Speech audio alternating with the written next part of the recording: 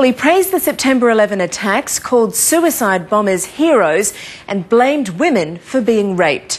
Now Australia's leading Muslim leader has gone completely off the rails. The man dubbed the Thick Sheikh by one newspaper has launched an insane attack on our way of life. Sheikh Al-Ali's been spreading hatred and bigotry for 20 years in this country, and he's been protected by too many people for too long.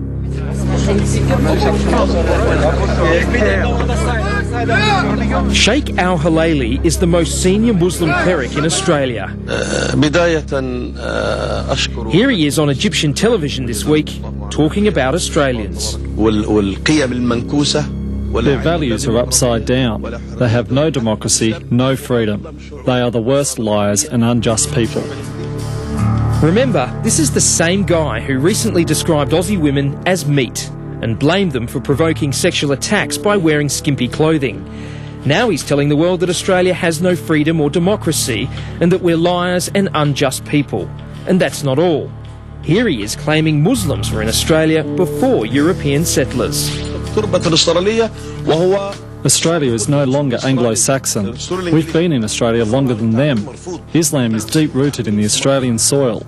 Islam was here before the English fleet. What he's saying is he's got more right to be here than non-Muslims. Andrew Bolt from Melbourne's Herald Sun newspaper has long been critical of Sheikh Halali. For more than 20 years has said things like this and worse, and is still the leading mufti, the leading imam in Australia. What does this say about Muslims in Australia, that this man continues, after all is done, to represent them?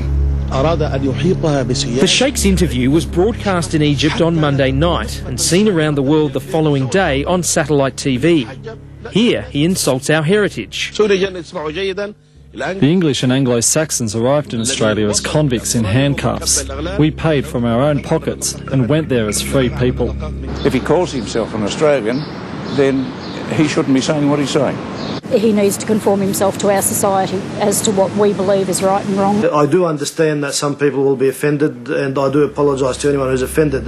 Kaiser Trad from the Islamic Friendship Association continues to defend the controversial Sheikh, claiming yet again that he's being misunderstood. In that interview, he's addressing people from a different cultural background and people with different cultural understandings, and in that context, you start to understand why the language has to be slightly different. The Sheikh has a record going back 20 years, not only of saying vile things like this, but then immediately claiming, once he's caught, that he's been misquoted.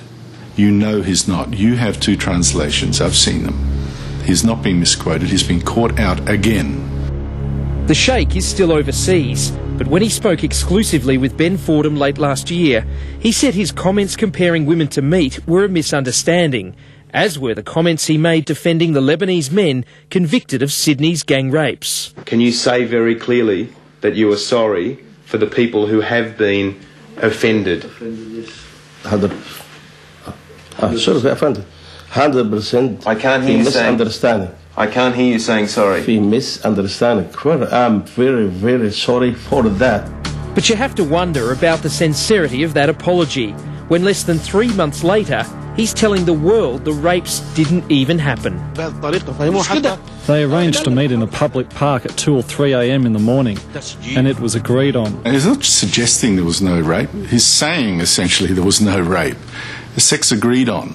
That's just disgusting. This man has been an apologist for rapists and someone who minimises the crime of rape for a long time now, and he remains the Mufti of Australia. For someone who obviously doesn't like Australians, doesn't respect our values, doesn't respect the decisions of our courts, and certainly doesn't respect our women, you've got to ask yourself the question, why on earth does he still want to live here?